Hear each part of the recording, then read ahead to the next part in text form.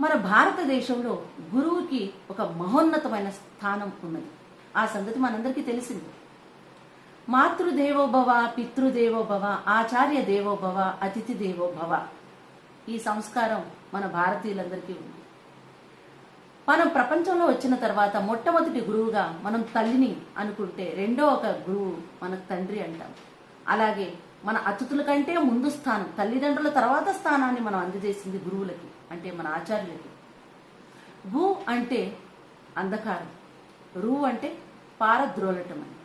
గురువు అంటే అజ్ఞాన అంధకారాన్ని పారద్రోలటం అని అర్థం.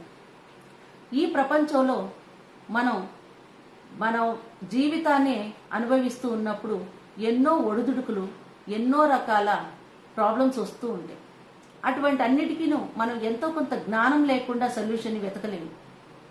ఆ